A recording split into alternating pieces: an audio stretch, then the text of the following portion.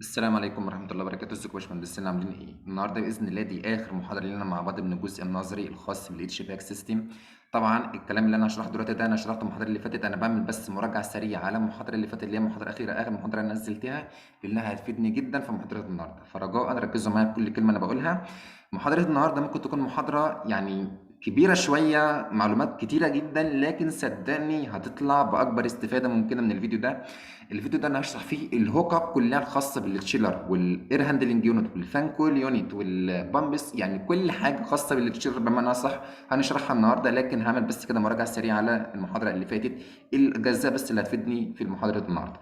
طبعا المحاضره اللي فاتت قلنا عندنا نوعين من التشيلر، يا اما الدي اكس يا اما التشيلد ووتر. طيب الدي اكس ده عباره عن ايه؟ اللي انا ما بستخدمش وسيله تبريد، لا انا هنا ببرد المياه الهواء اسف عن طريق الفريون مباشره. اما هنا في التشيلد ووتر سيستم لا، هنا انا بستخدم وسيله تبريد. ايه هو وسيله التبريد المستخدم عندي؟ بستخدم وسيله التبريد اللي هو المياه. طيب المياه دي عباره عن ايه او وظيفتها ايه في التشيلد ووتر؟ المياه هنا طبعا لما يكون عندي مسار، مثلا انا عندي التشيلر فوق مثلا على السطح، وانا مثلا عايز اكيف او عندي وحده تكييف في الدور الاول، تمام؟ وانا عندي مثلا الطابق مكون من كام طابق، الدور مكون من كام طابق، او المبنى بتاعي مكون من 4 طوابق. انا مثلا عندي حاطط التشيلر بتاعي في الدور الرابع او سطح الدور الرابع، والفان كول يونت او الاير هاندلنج يونت بتاعتي مستخدمه فين؟ في الدور الاول. طبعا المسار هنا مسار كبير جدا، فانا قلت ان انا انقل او ماشي الفريون بتاعي في حكايه مواسير من الدور الرابع للدور الاول. طبعا ده عمل لي فريون وصل لي هناك هكون فقد البروده بتاعته او الحمض بتاعه، فانا كده مش هقدر استفاد بالكميه اللي انا عايزها او درجه الحراره اللي انا عايزها، فبستخدم انا ايه؟ وسيله تبريد اللي هو المياه. طيب وسيله التبريد ده عباره عن ايه بقى؟ او وظيفته ايه؟ اللي انا ببرد المياه بالفريون، وبعد ما برد المياه برجع ابرد بيها الهواء. ده بستخدمه الا كوسيله تبريد، وطبعا ده الكلام ده كله انا شرحته المحاضره اللي فاتت واول محاضره كمان، تمام؟ طيب انا عندي السيستم كومبوننت او مكونات النظام دي عباره عن ايه؟ عباره عن تشيلر، تمام؟ اللي هو الجهاز التشيلر ذات نفسه. التشيلر ووتر بامبس اللي هي البمبات الخاصه بالتشيلر، طبعا عنده نوعين اللي هي البرايمري والسكندري، ودي هشرحها في اخر الفيديو اللي هي الجزء الخاص بالبمبات. طبعا عندي الكولينج ديفايس، طبعا اللي يبقى انا عندي تشيلر الكولينج ديفايس او جهاز التكييف اللي انا هستخدمه معاه ايه؟ يا اما فان كويل يا اما اير هاندلنج يونت، يا اما فان كويل يونت يا اما اير هاندلنج يونت. طبعا الكولينج تاور ده هستخدمه لو انا هستخدم ووتر كولد تشيلر. كولينج تاور بامبس برضه نفس المول من النوع ووتر كولد تشيلر والبايب نتورك. كل الكلام ده طبعا تصنيف طبقا للتبريد المكثف، يا اما الووتر كولد تشيلر يا اما الاير كولد تشيلر، وطبقا لنوع الكمبريسور يا اما ريسبروكيتنج سنترفيوجال سكرول. طبعا كل الكلام ده انا شرحته بالتفصيل المحاضره اللي فاتت.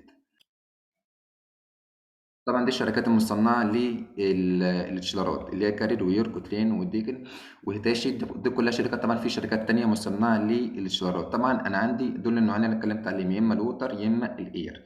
يا اما لو الووتر كولد تشيلر ده بس ببرد المكثف عن طريق ابراج تبريد، بيستخدم المياه، بيستخدم مين؟ الابراج التبريد بتاعتي. اما هنا بستخدم مراوح او فانز، ده محدود ده غير محدود، ده محدود لغايه 500 طن تبريدي، ده غير محدود ممكن توصل ل 1000 ونص 2000 طن تبريدي، كمان ممكن توصل لاكتر من كده. طبعا انا بعمل بس مراجعه سريعه بحيث انك تنشط الذاكره بتاعتك تفهم ايه الفرق ما بين الاتنين دولت، لان انا هحتاجهم صدقني جدا جدا كمان شويه.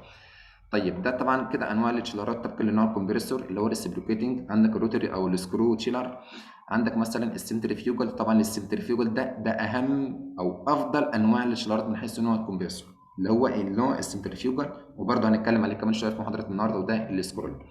طبعا مديك مميزات وعيوب كل واحده منهم. طيب الدايره ديت بقى كده افهم معايا الدايره دي كويس، لان الدايره ديت اساسها بتدور ازاي، اصلا نظام الاشتراك بيستخدم او بيدور ازاي كلها في انظمه التكييف باستخدام الووتر كولد شيلر او الاير كولد شيلر. طيب لازم أن تفهم او لازم انت اكيد انت عارف ان اي جهاز تكييف عندي او اي دايره تبريد مكونه من عندي من 4 قوائم اساسيين، اللي هم الكمبريسور والكوندنسر والاكسبانشن فالف، او ساعات بسميه الثروتلينج فالف والايفابوريتور. ديت المكونات الاساسيه لاي دايره تبريد انت عارفها. طيب انا عدلت فيها ايه او عملت فيها ايه بحيث اللي هي اتحولت من دايره تبريد عاديه لدايره تبريد باستخدام التشيلر، تمام؟ اول حاجه الكمبريسور، الفريون بيخش هنا عند درجه حراره منخفضه بيخرج عند درجه حراره عاليه، تمام؟ فبيخرج هنا في صوره غازيه، صوره غازيه. فطبعا لما يمر على الكوندنسر، الكوندنسر بيعمل له ايه؟ بيعمل له تكثيف. طيب هل الكوندنسر كده عامل له تكثيف كده تلقائي لوحده؟ قال لك لا، انا عندي بعمل تكثيف بنوعين، يا اما بالميه يا اما بالهواء. لو انت هتعمل تكثيف للفريون ده، للفريون الماشي في المواسير ديت داخل الكوندنسر عن تبريد المياه، فانت بتستخدم ووتر كولد تشيلر، ولو انت هتعملها عن طريق الهواء فانت بتستخدم لها اير كولد تشيلر. هنا مستخدم لك هنا كولينج تاور، هنا طبعا هنا الميه ماشيه من هنا خط السبلاي، وهنا خط الريتيرن الكولينج تاور، فانت هنا استخدمت الووتر كولد تشيلر، يعني انت بردت الفريون الماشي في المواسير ديت عن طريق ايه؟ عن طريق الووتر كولد تشيلر باستخدام الكولينج تاور. طبعا هنا خرج لك عند درجه حراره منخفضه، خرج لك في الصوره غازيه في الصوره سائله، هو عملت له ثروتلينج فالف او اكسبانشن فالف، عملت له خنق بحيث لو هو خرج مننا في صوره سائله تامه فدخل ايه؟ الايفابوريتور. فالايفابوريتور هيعمل له عمليه تبخير. ليه هيعمل له عمليه تبخير؟ لان اصلا ده كومبريسور، والكمبريسور ده ضاغط، والضغط بيضغط الحاله اللي موجوده في الصوره غازيه فقط وليس في الصوره السائله. هنا موجود في الصوره السائله، لازم قبل ما يخش الكمبريسور يكون في الصوره غازيه، لازم يكون في صوره كام؟ غازيه. فبيحصل تبادل حراري داخل الايفابوريتور من الميه اللي راجعه، طبعا الميه اللي راجعه حمل شالت حمل حراري من الميه الحيز بتاعي، فالميه ايه؟ سخنت معايا، يعني درجه الحراره بتاعتها ارتفعت، فبيحصل تبادل حراري ما بين الفريون الماشي في المواسير هنا، فدرجه الفريون هنا بتخرج عند درجه حراره عاليه، والميه هنا بتخرج عند درجه حراره منخفضه. تمام؟ دي الفكره الاساسيه لدايره التبريد. ممكن اشيل هنا الكولينج تاور واستخدم هنا الفانز اللي هي، بس طبعا بيكون الحجم بتاعها كبير جدا، فانا لو شلت الكولينج تاور واستخدمت هنا فانز او مراوح، فانا كده حولت النظام بتاعي من ووتر كولد شيلر لاير كولد شيلر. تمام؟ طبعا شويه دي معلومات مهمه كده، انت بتشرح الدايره او الرسمه اللي فوق ديت عباره عن ايه. طبعا دي كلها انواع للشيلرات، ودي كده شكل او رسمه الووتر كولد شيلر والاير كولد شيلر. انا بتكلم بس بسرعه، طبعا الكلام ده الناس اللي سمعت المحاضره وفاهم الكلام ده كويس اكيد هتستوعب معايا اللي انا بقوله. الناس اللي لسه اول مره يعني مش فاهمه الدنيا او مش فاهمه انا بقول ايه، طبعا لازم يكون الكلام ده كله صعب عليك. افهم المحاضره او اسمع المحاضره الاولانيه، هسيب لكم اللينك بتاعها في الديسكربشن في وصف الفيديو من تحت، وبرضه هيظهر لك على علامه الاي تقدر تتفرج عليه وبعدين ترجع تسمع محاضره النهارده، بحيث تربط الافكار كلها ببعضها. انا شرح كل الكلام ده بالتفصيل الممل المحاضره اللي فاتت. طيب انت محتاج ايه في الديزاين عشان تعمل ديزاين الشيلد ووتر سيستم؟ تمام؟ انت محتاج ثلاث حاجات: كميه الجي بي ام اللي انت مطلعها اصلا من الحمل الحراري، انت طبعا طلعت الحمل الحراري او هيئه المبنى بتاعك ده كله هيحتاج مثلا كام طن تبريدي، وليكن مثلا هيحتاج 2000 طن تبريدي. تمام؟ قلت المبنى بتاعك ده كله هيحتاج كام طن تبريدي؟ 2000 طن تبريدي. انت عارف ان لكل واحد طن تبريدي بيساوي كام؟ بيساوي 2.4 جي بي ام. فانت عشان تعرف كميه الجي بي ام اللي انت عايزها تضرب 2.4 في كميه الطن التبريد اللي انت طلعتها بتاع المبنى ككل، هيطلع لك كميه الجي بي ام اللي انت عايزها للمبنى بتاعك. تمام؟ طيب تاني حاجه اسمها البايب سايزر. البايب سايز ده اللي انت ازاي تعمل تحديد لاقطار المواسير المستخدمه المياه المثلجه في الشيلد ووتر سيستم. تمام؟ طيب تالت حاجه اسمها البريشر دروب. طبعا كل الكلام ده تاني انا شارحه بالتفصيل الناس اللي مش فاهمه. طيب كلمه الجي بي ام اللي انا شرحتها دلوقتي، البايب سايزنج ده بستعمله باستخدام برنامج البايب سايزر زي الدكت سايزر كده بالظبط. طيب البريشر دروب ده تعالى كده نفهم مع بعض تحت، هنتعرض ليه كمان شويه. بس نفهم الاول كده البايب سايزنج ده عباره عن ازاي تحدد الاقطار داخل المواسير، وازاي تحدد السرعه المناسبه ليه. قال لك السرعه المناسبه من 2 ل 10 وتختارها 5 فيت بير سكند. تمام؟ الفقد في الضغط اللي هو بريشر دروب. يعني ايه بريشر دروب؟ يعني بيحصل فقد في الضغط. يعني مثلا انا في الدور في الجراوند فلور، وليكن مثلا هرفع الميه بتاعتي لغايه 100 فيت. لغايه كام فيت؟ لغايه 100 فيت. فالميه بتاعتي مش هتوصل ل 100 فيت بالظبط، لا ده هتوصل لحوالي كام؟ ممكن تقل مثلا ب 2 4 6 10، يعني ممكن تزيد ممكن تقل، ممكن ما توصلش ل 100، ممكن مثلا ترجع توصل عند ال 90 95 وتقف، ما توصلش لل 100 فيت اللي انا عايزها. تمام؟ فده بنسميه بريشر دروب اللي هو الفقد في الضغط. يعني الفقد في الضغط ده الافضل من 4 أو أقل من 4، ما يزيدش عن 4، ممكن توصل ل10، بس هيكون ده أنا كده عندي نظام أو عندي خلل في السيستم بتاعي، فالأفضل هكون كام؟ هكون 4 فيت لكل 100 فيت. تمام؟ أرجو تكون المعلومة دي وصلت لكم. طب إزاي أعمل السايزنج بتاع البايبس اللي عندي ديت؟ قال لك بعدة عوامل، يا إما بالفريكشن شارت، يا إما بالفريكشن تيبل، يا إما بالبايب سايزر سوفت وير، ده طبعا إيه اللي هشتغل بيه، يا إما بالبايب فلو ويزرد سوفت وير. مش هنشتغل بده، هنشتغل بالرقم 3 اللي هو البايب سايزر سوفت وير. طبعا ده الفريكشن شارت او الخريطه انا مش عايزها في اي حاجه. طبعا ده كله كنا بنستخدمه ايام الكليه، وايام الكليه حاجه، يعني الدراسه في الكليه حاجه والسوق العمل حاجه تانية، حاجه تانية خالص خالص. لما تخش سوق العمل او تتعرضوا للكلام ده، طبعا مش هتروح تطلع اكتر من مواسير بواسطه الشرطات، ده انت كده ولا قدامك سنه عمال ما تطلع السايزنج للمبنى بتاعك كله. تمام. فانت بتدخل له كميه الجي بي ام، يعني اهيت. تعالى كده نخش على الصوره بتاعه البايب سايزر اهيت. انت بتختار هنا السكيدول او نوع الماده اللي انت هتصنعها بيها، وليكن مثلا سكيدول 40 سي، ده الماده اللي تصنع منها المواسير. هتدخل له كميه الجي بي ام اللي هي ماشيه في الماسوره ديت، هيبتدي يطلع لك تلقائيا قطر الماسوره، قال لك مثلا نص بوصه. تمام، نص بوصه. ده كده الواجهه بتاعت البايب سايزر او فيرجن نسخه 6.2، ده اللي هو برضه ال ام اس كوي، اللي هي نفس الشركه اللي صنعت او انتجت برنامج الداكت سايزر. تمام، اللي هو الخاص بتصنيع مين؟ تصنيع الدكتور. طبعا دي الحاله الاخيره اللي هي حاجه اسمها باي فلوزر، طبعا ده مش هنتعرض برضه ليه نهائي، وطبعا قلت الكلام ده المحاضره اللي فاتت. نيجي بقى عند البريشر دروب. البريشر دروب ده الرسمه ديت، وليكن مثلا اهي قال لك ايه البريشر دروب، ايه هي العوامل اللي انت بتحتاجها؟ اول حاجه بعد ما تحسب الحمل الحراري وترسم رسمه اللي اوت للشبكه. رسمه اللي اوت ديت اللي هي الرسمه اللي قدامك دي كده، يعني انت مثلا عندك الشيلر موجود على السطح هنا اهو. تمام. وعلى فكره ده كده الناس اللي مش عارفه ان كان ده نوع اير كولد شيلر ولا ووتر كولد شيلر، ده كده ووتر كولد. طب انا ايش عرفني؟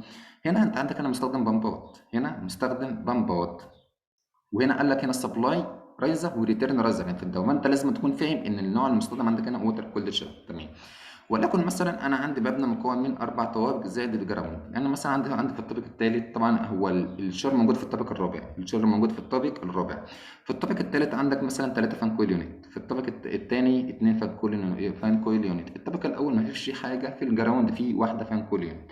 فدي اسمها رسمه اللي اوت للشبكه بتاعتي، بعد ما تحددها مثلا كميه الجي بي ام في الفرع ده كده تحتاجها تشوفها قد ايه. في النطاق الفرعي ده كده انت بتحتاج مثلا التلاتة فيهم كل يونت دول وليكن مثلا محتاجين حوالي 750 جي بي ام. كل واحده فيهم محتاجه كام؟ ده لو هم يعني متساويين، ده انا بتكلم لو هم متساويين، طبعا ما بيكونوش دايما في كل الحالات بيكونوش متساويين. وليكن مثلا كل واحد هيحتاج حوالي 250 جي بي ام، فالتلاته هيحتاجوا 750 جي بي ام هنا مثلا. ما الاتنين برضه هتحتاج حوالي 500 جي بي ام، هنا كام؟ 700 و250 جي بي ام او 500 جي بي ام. طبعا انت بترسم رسمه لي او كده للشبكه عشان تبتدي تحدد نوع الفيشر او الديزاين بتاع الشيلد ووتر سيستم عندك. في حاجه مهمه جدا اسمها البريشر دروب، اللي هو الفقد في الضغط او البامب هيد. البريشر دروب ده عباره عن ايه؟ البريشر دروب ده عباره عن الفريكشن لوسز زائد البريشر دروب الناتج عن الشيلر زائد البريشر دروب الناتج عن الفان كويل يونت او الاير هاندلنج يونت. تمام. طيب اجيب القيم دي ازاي واحسب الفريكشن لوسز ده ازاي؟ الفريكشن لوسز ده عباره عن الطول بتاع اطول مسار. اطول مسار ده اللي هو بايب لينس. يعني ايه اطول مسار؟ اطول مسار اللي هو من البامب من هنا لغايه ابعد فان كل يونت عندي، اللي هو المسافه الافقيه والراسيه والافقيه دي. وبعدين تضربها في اتنين لان انت عندك واحد سبلاي وواحد ريتيرن. تمام، ده اسمه البايب لينس. والفيتنج اند فالفز ايكوفالنت لينس، يعني انت مثلا عندك اكواي، عندك مثلا حرف تي، عندك مثلا فالفات متركبه مثلا على طول الماسوره، فانت طبعا بتحسب الاطوال الناتجه عن كل ده. بعدين تضربها في كام؟ برضو تضربها في اتنين لان عندك واحده سبلاي وعندك واحده ريتيرن. وبعدين هتضرب الكلام ده كلها بعد ما تجيب اطول مسار من البامب اللي هي بتاعت الشيل لغايه ابعد فان كول يونت او اير هاندلنج يونت، هتضربها في اتنين. بعدين هتضربها حاجه اسمها دلتا بي على ال، اللي هو الفقد في الضغط لكل 100 فيت، اللي هي هتضربها بمعنى اصح 4 على 100.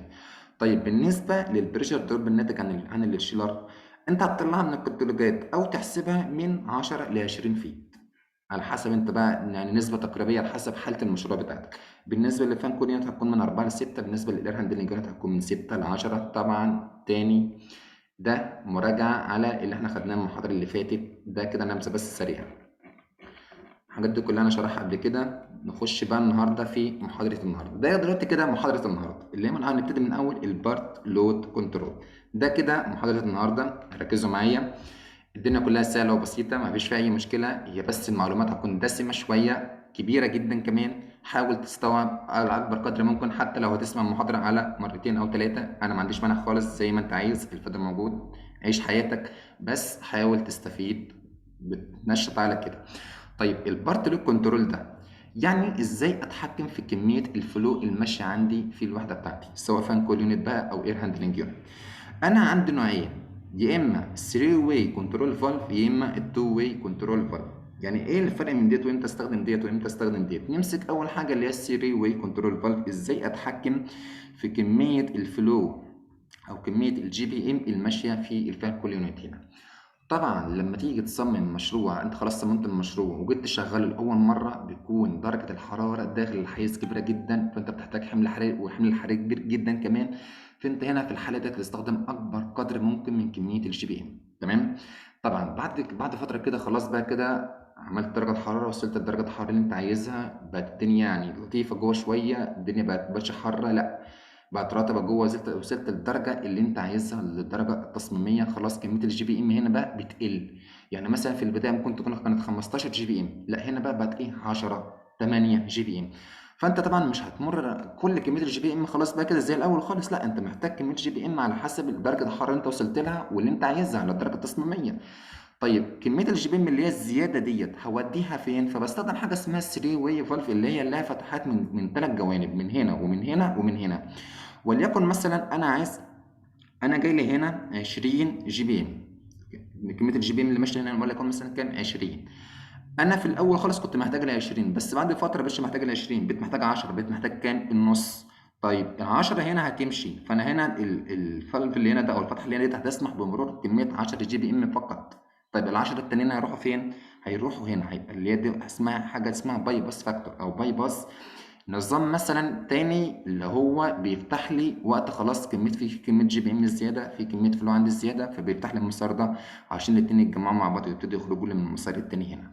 تمام. والبالانسنج فالف ده وظيفته اللي هو بيتحكم لي او بيعمل لي بالانسنج لكميه الGPM او كميه الفلو اللي ماشيه. وطبعا ده انا شرحته هنا في الرسمتين دول، في الرسمه ديت واللي فوقها ديت. ده وظيفه البالانسنج فالف. يعني مثلا الفان كولينات دي مثلا محتاجه 10، دي 15، دي 20. تمام. فكل واحده فيهم محتاجه كميه GPM مختلفه عن التانيه. فانت هنا الفلو دايما بتخش لاقرب مسار ليها، فانا عشان اضمن ان كميه الفلو اللي تخش لي هنا هي كميه الفلو اللي انا عايزها بالظبط اللي هي 10، فبستخدم حاجه اسمها بالانسنج فالف اللي هي ما تسمحش بمرور اكتر من 10 GPM. طب والزياده هتبتدي بقى تخش من هنا تاني، تخش على المسار التاني، تاخد كفايتها وهكذا لغايه ما يتجمعوا مع بعض ويخش على خط الريتيرن. اما ديت بستخدمها في حاله اللي هي اسمها ريفرس ريتيرن، اللي كانت اسمها دايركت ريتيرن، دي اسمها ريفرس ريتيرن. لو انا عندي الفان كولين كلها بنفس المقاس بنفس كميه الGPM، يعني هنا مثلا هنا 10 GPM، هنا 10 GPM، هنا 10 GPM، فبستخدمش هنا البالانسنج فالف. ليه؟ لان هم كلهم نفس الصيغه نفس الاسطمبه. طبعا دي مش منتشره جدا كمان، اللي منتشره الاولى هي اللي هي الدايركت ريتيرن. تمام. طيب فهمتوا كده الثري واي فالف؟ يعني لو انا عندي كميه مياه زائده فبتمر لي من اللمه الثانيه، طبعا في جزء بيمر هنا ولكن 10 الزياده بتمر لي من هنا، الاثنين بيختلطوا مع بعض جوه فبيخرجوا لي من اللمه الثانيه. وده البالانسنج فالف بيسمح بمرور كميه الGPM اللي انا عايزها. تمام.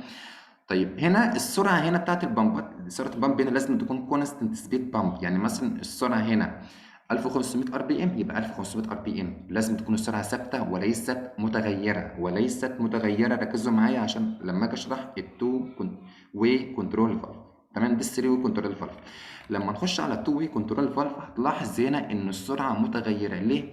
لان التو واي، لان انا عندي هنا مسارين فقط، مسارين اتنين فقط. تمام. ففي البدايه خالص زي ما انا قلت كده، لما اجي اشغل النظام لاول مره درجه حراره عاليه، حمل حراري كبير، فانا هستخدم مثلا ال 20 GPM كلهم. طيب بعد فتره انا مش هستخدم كميه الGPM كلها، فلو انا هستخدم مثلا ايه 10. فلو انا مستخدم سرعه ثابته على طول، السرعه يعني كونستانت سبيد بامب، هتفضل تدخل السرعه كميه الGPM ثابته مش هتتغير. فطبعا يحصل لي بمعنى صح صوت، ويحصل لي مثلا عطل في النظام كله. فانا عشان اتكلم حاجه زي كده فانا مستخدم الفاريبل سبيد بامب. على فوق عكس فوق هنا كانت مثلا كميه الفلو اللي عندي زياده كان ليها مسار تاني اقدر اخرجه، والاتنين اروح مدخلهم على الريتيرن، فانا كانت السرعه ايه ثابته عندي. هنا لا، هنا السرعه متغيره، محتاج خلاص زود السرعه، خلاص خدت كفايتك لا قلل السرعه. تمام. ده الفرق ما بين التو واي والثري واي كنترول فالف. طبعا المحبس التو واي عنده منه نوعين، يا اما اون اوف طيب والموديليتنج طيب. الاون اوف طيب يا اما هو يفتح بنسبه 100%، يا يفتح خالص يا يقفل لك خالص. عايز يروح فاتح لك المحبس على الاخر، خلاص مش عايز يروح قافل لك المحبس على الاخر، مش نص نص كده. على عكس المودريتنج طيب، بيفتح لك الكميه اللي انت عايزها، بيسمح بمرور كميه الماء تدريجيا فيوفر اكثر في الطاقه من النوع الاول. تمام. ده كده برضو نفس الرسمه بتاعت التو واي كنترول فالف. والبريشر اندبندنت كنترول فالف، بس الحاجه اسمها ده النوع التاني اسمه BICV. النوع ده مش منتشر جدا، او منتشر بس في المباني الضخمه اللي هي الاحجام الكبيره جدا من الاحمال الحراريه. ده عباره عن 3 محابس في محبس واحد. اول نوع اللي هو التو واي، تاني نوع اسمه دبل ريجوليتنج فالف، تالت نوع اسمه ديفرنشال بريشر كنترول فالف. تمام، دي 3 محابس في محبس واحد. ده كده البالانسنج فالف اللي انا كنت شرحته فوق، قلت لك ده اللي هو في ريجوليتد والدبلت. تمام، اللي انا كنت شرحته فوق من هنا ده اللي هو ده اسمه الدايركت ريتيرن، ده اسمه البالانسنج فالف اللي هو بيتحكم لي في كميه الجي بي ام اللي انا عايزها. تمام، نيجي نخش بعد كده ده البالانسنج فالف، ده اللي انا قلت لك بيتحكم لي في كميه المياه اللي انا عايزها. الدبل ريجوليتنج فالف برضه نفس التفكير برضه، يا اما يسمح مثلا بمرور جزء معين على حسب انت اللي بتصممه، بتقول له مثلا اقفل افتح الاخر افتح الاخر افتح مثلا نص نص، يعني بيسمح كميه الجي بي ام اللي انت عايزها بمعنى صح. بينظم لك التدفق ويمنع لك التدفق في نفس الوقت، يمنعه لك خالص، يا اما ينظم لك يقول لك مثلا انت عايز تمرر كميه الجي بي ام قد ايه، ويروح تستمر لك كميه الجي بي ام اللي هو يشتغل عليها، خلاص هيمرر لك كميه الجي بي ام ديت. عايز تقفله ماشي، عايز تفتحه ماشي. نخش بقى على التوب، على الحاجات اللي لازما تكون عارفها اللي هي اسمها هوك ابس. تمام، الهوك ابس طبعا في هوك اب للتشيلر، في هوك اب للفان كويل يونت، في هوك اب للاير هاندلنج يونت، في هوك اب للبمبات. الرسمه ديت هي نفسها انا حملت الملفات دي كلها هي ديت. تمام، على برامج الاوتوكاد وهعلمك ازاي تحمل دورات وكورسات كامله في نهايه الفيديو. ده كده عباره عن التشيلر. طيب التشيلر اول حاجه بركبها على خط السبلاي وخط الريتيرن. اول حاجه بركبها ايه؟ ما لازم تكون في ترتيب، مش اي حاجه كده وخلاص. لا، اجيب مثلا اوساند واي، مثلا اجيب مثلا الريديوسر، التمبريتشر الثرموستات مثلا، او الفلو سويتش مثلا، او اوساند وجيت فالف. لا، مثلا درين فالف. اي حاجه لازم تكون ماشيه بالترتيب، يعني لازم تكون الهوك ابس عندي ماشيه بالترتيب، ما ينفعش الخبط ما بينهم. اول حاجه بركبها حاجه اسمها فليكسبل كونكشن او الوصله المرنه. طيب الوصله المرنه ديت اول حاجه بتتركب على خط السبلاي وخط الريتيرن. ليه؟ عشان تمنع انتقال الاهتزازات من التشيلر للمواسير. تمام، عشان تمنع يعني ديت اللي هتلاحظ التشيلر كده لما تيجي جنبه كده الصوت عالي، اهتزازات عاليه جدا كمان. فانا عايز امنع الاهتزازات ديت اللي هتنتقل لي من خلال المواسير. طبعا لو اتجهت للمواسير هتحس تخبيط رزع في صوت عالي ازعاج، فانت بتستخدم حاجه اسمها فليكسبل كونكشن. طبعا عايز تعرف مثلا كل نوع ايه، امشي مع السهم ده كده اهو، قال لك فليكسبل داكلت. تمام، اللي هو الفليكسبل كونكشن ده اسمه بريشر جيج، ده اسم بي جي اختصار لبريشر جيج، تي ام الاختصار للثرمومتر، الاف اس اختصار لفلو سويتش، وهكذا. او الساندويج جيت فالف ده اسمه موتريتد فالف. تمام، ده اسمه دبل ريجوليتنج فالف. هتلاقي كل الاقسام ديت او كل نوع مستخدم بتفصيل. على فكره الهوك ابس هنا مش كامله، الهوك ابس هنا مش كامله. انت تخش هنا على جوجل ابحث عن مثلا عن الهوك ابس بتاع التشيلر، هيظهر لك كل الهوك ابس دي مثلا رسمه مبينه الهوك ابس مثلا اللي هو ايه لتشيلر معين. فانت تخش على جوجل ابحث على نوع التشيلر اللي انت عايزه. تمام، نرجع لموضوعنا الاساسي. طيب وظيفه مثلا الجيت فالف اللي هو الايزوليتنج فالف بسميه مثلا او اس اند واي جيت فالف، او الباتر فلاي فالف. دي كلها اسامي للجيت فالف او الايزوليتنج فالف. ده محبس غلق او عزل. امتى بستخدمه؟ لو مثلا هعمل صيانه مثلا النظام بتاعي بيتركب مثلا اتنين على السبلاي واتنين على الريتيرن، بحيث ان انا اعمل تصفيه للمياه بتاعتي. بركب على خط الدخول والخروج بحيث ان اعمل تصفيه للمياه بتاعتي واقدر اعمل الصيانه زي ما انا عايزها. الفليكسبل كونكشن ده بيستخدم لمنع الاهتزازات زي ما قلت فوق، بركب منها اتنين، واحد على الدخول وواحد على الخروج. حاجه اسمها الثرمومتر، الثرمومتر طبعا بيقيس عشان درجه الحراره، البريشر جيج عشان يقيس لك الضغط، الاسترونة او المصفاه ده عشان يركب لك المياه بتاعتك من الشوائب بتاعتك، حاجه اسمها الدرين فالف او محبس التصفيه زي محبس الحنفيه اللي موجود في كل البيوت ده. يعني مثلا عايز مثلا في ميه زياده في البدايه دي او في الشبكه عندي عايز تصفيه، فانت تستخدم الدرين فالف. تمام، طبعا دي كل الحاجات حاجه اسمها البالانسنج فالف اللي انا شرحته فوق خالص، عشان يعمل على ضبط معدل التدفق لكل كميه الجي بي ام الخاصه للشيلر بتاعتي اللي هي ماشيه في الفان كولنت او الاير هاندلنج اللي احنا شرحناها فوق، والفلو سويتش. ده يستخدم في فصل الشيلر عند عدم وجود سريان للمياه في المواسير. يعني مثلا في مفيش مواسير ماشيه مش مفيش ميه ماشيه في المواسير، فطبعا الشيلر كده شغال على الفاضي، ممكن يحصل اعطال كبرى ولا حاجه، يحصل له عطل كبير في الشيلر فيسبب لي مثلا تكلفة عالية. لا، يدي مثلا إشارة للشيلر بطل، ما فيش مية ماشية في المواسير، فبطل الشغل ما بيشتغلش. تمام، بالنسبة برضه للإير هاندلنج يونت في برضه هوك اب. خش على جوجل هتلاقي ملفات، اكتب مثلا هوك اب مثلا للاير هاندلنج يونت دي دبليو جي، هيظهر لك ملفات كات. خش افتح ملفات التكات دي كلها، هيظهر لك كميه هوك ابس للتشيلر والاير هاندلنج يونت والفان كول يونت والبامبس كمان كتيره جدا. خش واطلع وافهم دي جت ازاي ودي عامله ازاي. لازما يعني انا ولا اي مهندس في الدنيا كلها يقدر يديك كل حاجه كامله، لا هو بيديك بس بيديك الاساسيات، يقول لك خش فين، يحطك على الطريق، كمل انت الطريق مع نفسك. صدقني مفيش حد يقدر يساعدك زي ما انت هتساعد نفسك. خش ابحث على جوجل، نزل اكتب مثلا الهوك اب مثلا للحاجه اللي انت عايزها، وليكن مثلا للتشيلر، للفان كول يونت، للبامبس، واكتب جنبها دي دبليو جي اللي هي اختصار لملفات الكات. دي برضو نفس الفكره، دي الهوك اب بتاع الاير هاندلنج يونت، وتبقى عندي نفس الحاجات اللي موجوده فوق، فيها ممكن تكون حاجه زياده حاجه اقل. طيب ازاي نعمل سيلكشن للتشيلر بتاعنا؟ الطريقة اللي مستخدمة هنا ممكن تكون طريقة تقليدية أو طريقة قديمة شوية، تمام؟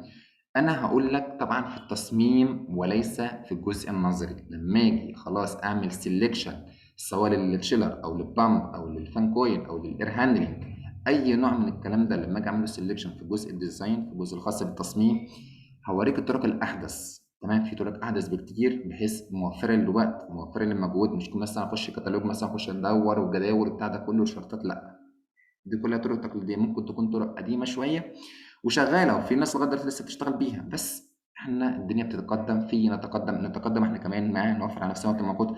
بالعكس هتديني برضو كفاءة، يعني هتديني حاجة اللي أنا عايزها ودقة أعلى كمان شوية، بجودة أعلى كمان. تمام. قال لك لما تيجي تعمل سelection للتشيلر، أقل عدد من التشيلرات مسموح به اتنين. ليه؟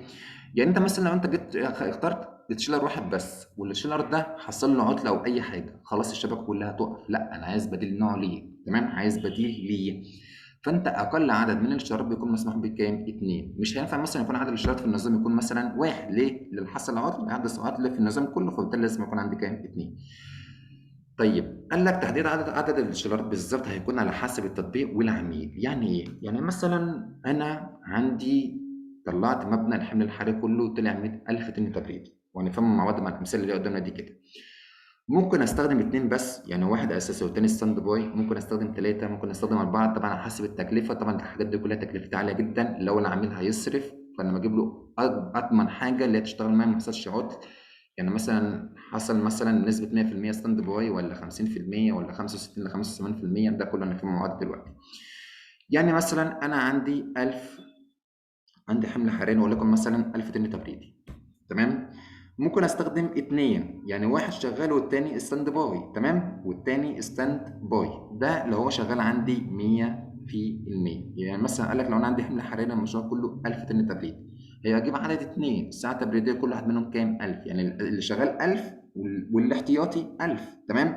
احدهما يعمل والاخر ستاند باي اللي هو الاخر ايه؟ احتياط، حتى اذا تعطل واحد في الاخر يعمل. او نجيب عدد ثلاثة اشلارات. بص بقى كده، نجيب عدد ثلاث اشلارات كل واحد فيهم 500. تمام. طيب انا عندي كام هنا في التن التبريد؟ 1000. يبقى اتنين هيشتغلوا وواحد هيكون ستاند باي. يعني اللي حصل مثلا عطل في واحد من الاثنين شغالين، يبقى في واحد ايه؟ التالت احتياطي يشغل اللي عطل. تمام. طب لا قدر الله بقى لو الاثنين عطلوا، يبقى انت كده الكفاءه عندك هتقل بنسبه 50% في واحد بس اللي بيشغل السيستم، جزء من السيستم كمان مش السيستم كله. ده لو هي 100% ستاند باي. طيب لو هي 50% ستاند باي، يعني الكلام ده برضو، يعني مثلا عندي مشروع كله 500 طن، هنجيب عدد اتنين تشيلر كل واحد منهم 250، ولو تعطل احدهم يعني هيكون عندي يعني نسبة 50% من المشروع بس اللي شغال. طبعا ده هتكون تكلفته منخفضة، بيكون في المباني الإدارية، ده يكون في المباني الإدارية الأولانية. طبعا في الأماكن الحرجة جدا زي مستشفى مثلا أناتوميا مثلا الأغذية، التانية بقى مباني إدارية عادي، يعني زي ما تكلفة شغال مش شغال مش فارقة معايا قوي زي المستشفيات ومثلا الأدوية. تمام. دي بنسبة 65 ل 85%.